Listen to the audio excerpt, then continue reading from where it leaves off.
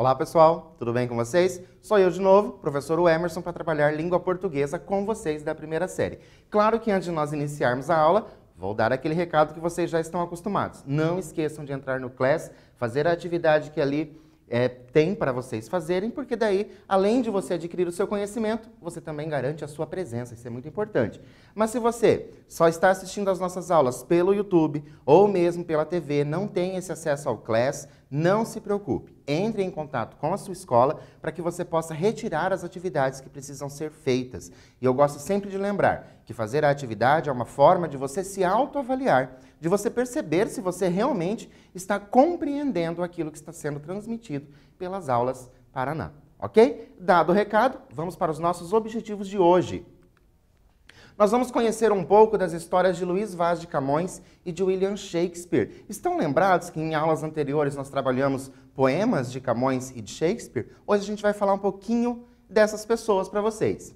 Reconhecer a importância dos escritores para a literatura mundial, perceber as características pessoais na produção de um poema e relacionar escritos dos autores com a atualidade. Tudo isso nós vamos fazer na aula de hoje. E para começar, como vocês já estão acostumados, nós vamos com um quiz. Olha lá, os gêneros biografia e autobiografia, sabendo que nós vamos falar de alguém, então a gente vai ter esses gêneros ali. Se diferenciam principalmente, então qual é a diferença?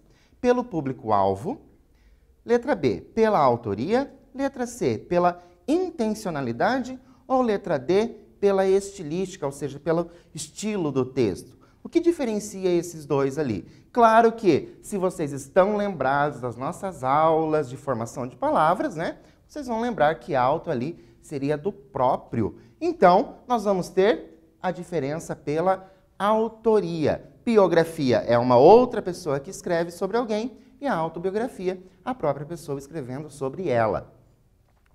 E nós vamos começar com Camões. Olha lá. Luís Vaz de Camões, 1524.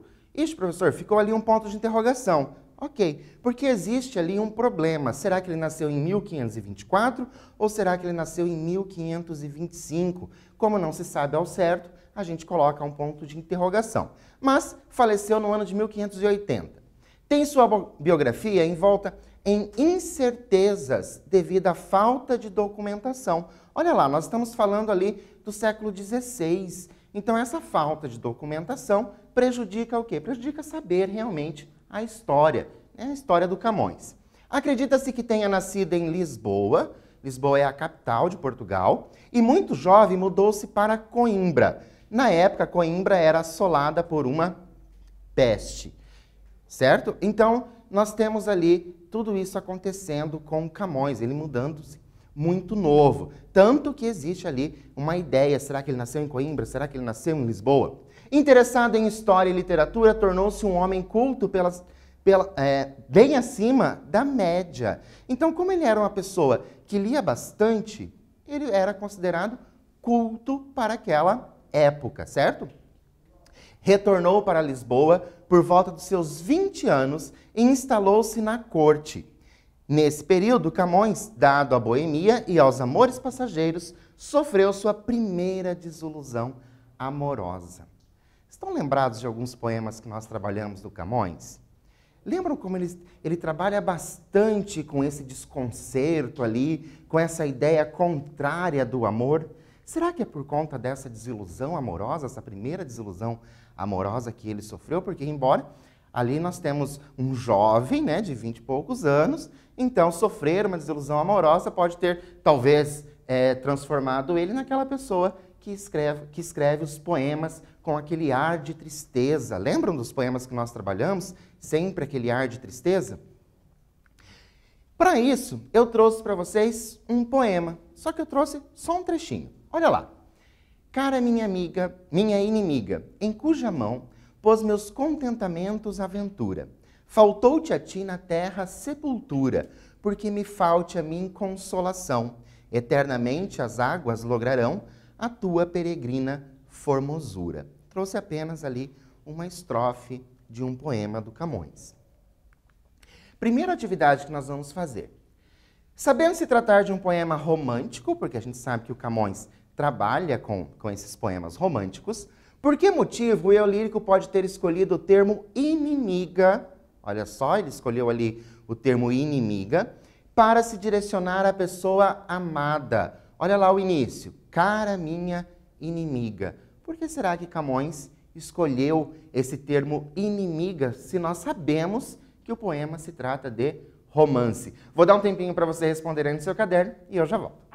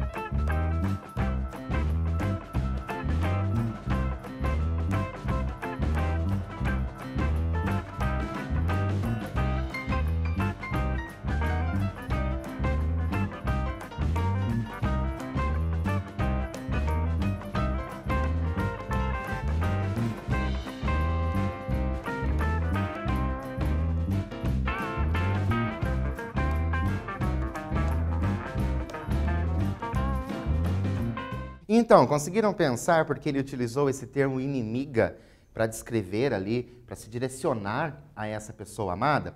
Olha o que eu trouxe para vocês. É uma resposta pessoal. Por quê? Porque cada um de nós tem uma visão do porquê ele traz essa palavra inimiga. Mas coloquei, ó, o termo inimiga pode ter sido utilizado para expressar a dor do eu lírico. Olha que interessante. Lembra que nós trabalhamos essa questão dos poemas de Camões, falamos dessa contradição do amor em vários poemas que foram trabalhados. Então ali ele pode talvez dizer inimiga, porque ele tem aquela dor, ou seja, não é mais, embora ele ame aquela pessoa, ele sente aquela dor, né? Aquela dor causada por inimigos no geral. Continuando a falar de Camões, desiludido foi para Ceuta, que é na África, lugar onde perdeu o seu olho direito em uma batalha naval. Acredito que vocês já devam ter percebido ali que Camões não tem um olho, né? Após 2 anos, retornou a Lisboa e envolveu-se em uma briga. O Camões, ele era conhecido por ser assim, meio esquentadinho, certo? Nela, Camões feriu um dos empregados do rei, olha só. Nessa briga, ele feriu um dos empregados do rei, com uma espada, inclusive. Motivo pelo qual o levou à prisão pela primeira vez. Então, se está ali primeira vez, a gente já deduz que Camões será preso outras vezes. E há condição de servir o reino lá na Índia. Então, ele foi preso e também teve a condição de que ele deveria servir o reino lá na Índia. Anos depois, ao retornar para Portugal, a nau teria sido abatida por uma tempestade. Então, ele estava ali, né, navegando, e esse navio foi abatido por essa tempestade. E de acordo com alguns historiadores, Camões, segurando em uma das mãos, olha só, ele segurando em uma das mãos o manuscrito de Os Lusíadas. Lembra, a gente já falou dos Lusíadas.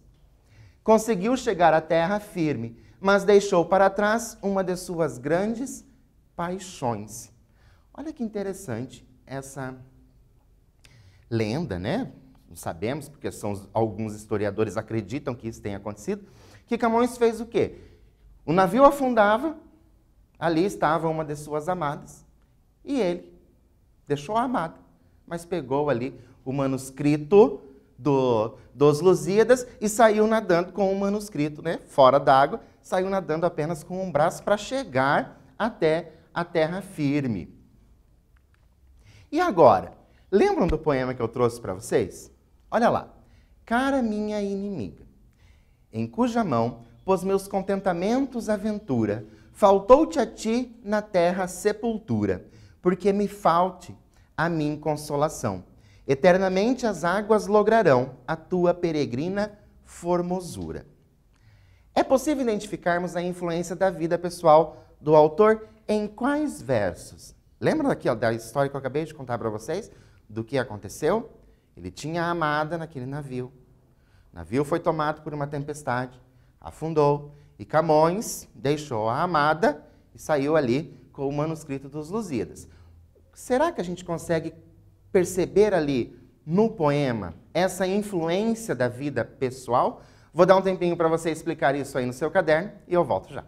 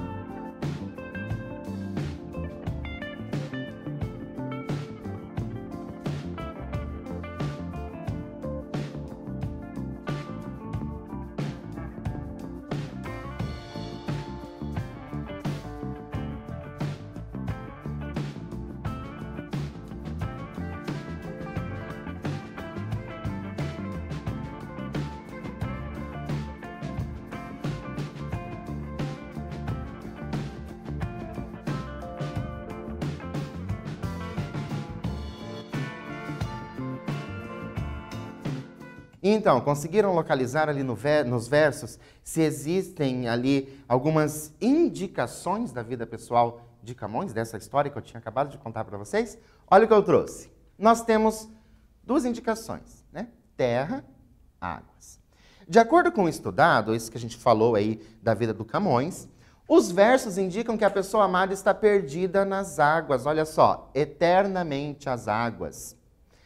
Os versos mostram que o autor fez uso de sua experiência, né? Aquela ideia de deixar ali a amada, para significar ao eu lírico o sentimento de luto eterno.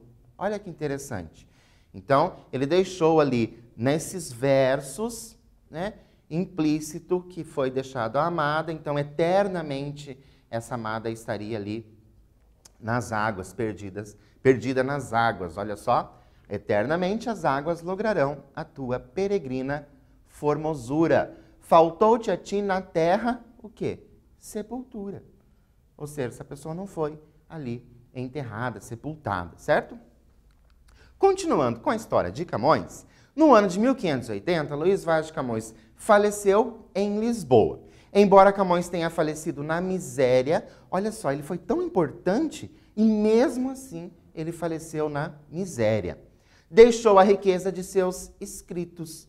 Então ali, o que ele tinha de riqueza? Os seus escritos dos mais variados. Então, nós temos odes, poemas, sonetos, peças de teatro e a sua grande obra-prima, salva ali, segundo a história, né? Com um manuscrito no meio da árvore, Os Lusíadas. Essa é uma pequena história ali de Camões para vocês conhecerem, porque às vezes a gente traz alguns poemas para vocês e a gente fala, porque Luís de Camões, e a gente acaba não conhecendo essas pessoas. É interessante a gente conhecer as biografias, saber um pouquinho desses autores. Depois de Camões, uma outra personalidade muito importante é quem? É William Shakespeare. Acredito que vocês já devam ter ouvido sobre William Shakespeare. E quem foi ele? Olha lá, William Shakespeare, nascido em 1564, faleceu em 1616. Foi um poeta, dramaturgo e ator inglês, considerado o maior dramaturgo de todos os tempos. Então ele não foi somente um dramaturgo. Professor, não sei o que é dramaturgo.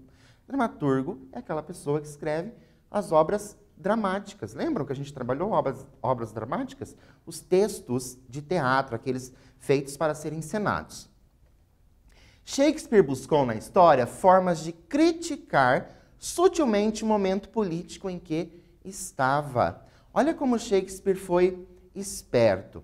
Ele utilizou ali de histórias da própria Inglaterra, né, histórias anteriores, para criticar o momento atual. Então, ele não fazia uma crítica direta, ele fazia isso sutilmente. As pessoas compreendiam aquilo que ele tinha feito.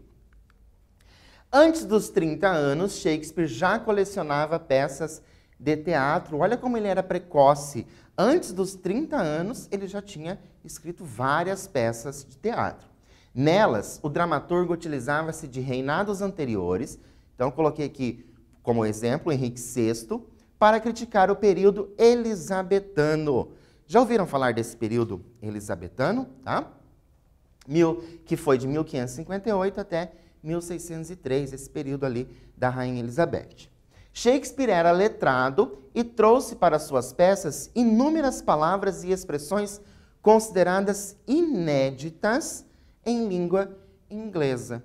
Ou seja, Shakespeare era uma pessoa estudada, ele lia bastante, ele entendia bastante, e na hora de escrever as suas peças, ele trouxe ali palavras e expressões inéditas.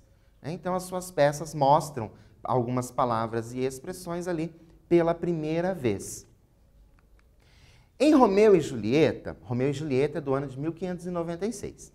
O dramaturgo traz uma reflexão a respeito do caos, da imposição, da tradição, das consequências. Trouxe esse exemplo do Romeu e Julieta porque eu acredito que, pelo menos a história como um todo, vocês conhecem, né?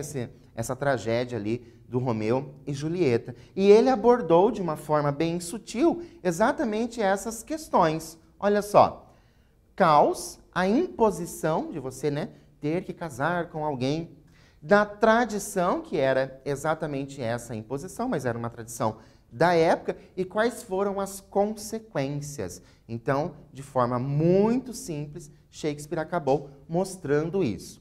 Na sua obra Otelo, O Moro de Veneza, que é de 1603, então olha só, 1603, início ali do século, Shakespeare já abordava a questão do racismo. Então, lá em 1603, Shakespeare já falava dessa questão do racismo. Em Hamlet, de 1600, O autor apresenta de forma crítica a disputa pelo poder e também as relações familiares. Inspirada em Hamlet, a animação Rei Leão, que é de 1994 e depois, né, foi feito também em 2019, demonstra de forma mais simples, né, uma forma mais ali, não vou dizer infantil, mas de uma forma bem mais simples, uma releitura da obra shakespeariana. Então, eu posso dizer ali que Rei Leão, né, o filme ali, a animação Rei Leão, tem traços da obra de Hamlet, da obra shakespeariana. Na verdade, pouco se sabe de sua trajetória particular, tanto que existe um período chamado de Anos Perdidos. William Shakespeare faleceu em 1616 e nos deixou não somente uma maldição em seu túmulo, como também uma inspiração para muitos filmes, novelas e séries da atualidade. A gente percebe muito essa ideia de Shakespeare na atualidade. Como atividade, vou deixar para vocês 3 afirmações, certo? Sobre Shakespeare.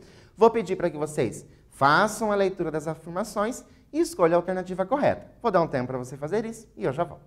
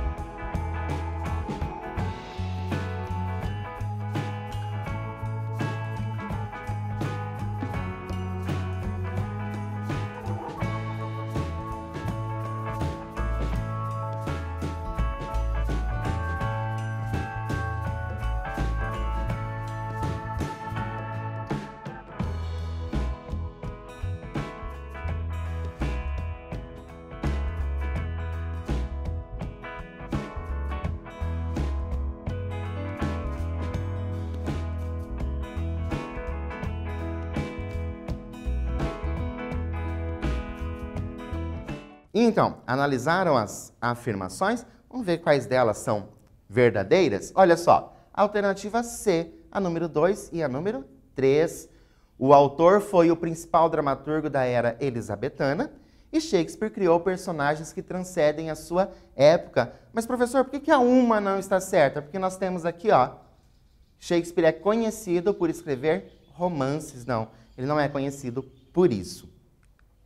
Continuando, Camões e Shakespeare se assemelham por: letra A, terem a mesma naturalidade; B, pertencerem ao mesmo período literário; C, serem conhecidos pela dramaturgia; ou D, inventarem termos da língua. Então, por que será que os dois ali se assemelham? Como eles são ali, mais ou menos, né, da mesma época, nós temos que pertenceram ao mesmo período literário. Só para a gente revisar, Camões e Shakespeare são importantes personalidades da literatura mundial. Os autores são influências de literaturas contemporâneas e compreender a história pessoal dos autores pode contribuir para a compreensão de alguns de seus textos. Deixo para vocês o brasilescola.com.br para vocês conhecerem mais sobre esses autores e um filme que trata da vida de Shakespeare chamado A Pura Verdade. Por hoje eu fico por aqui. Espero vocês na próxima aula e até lá!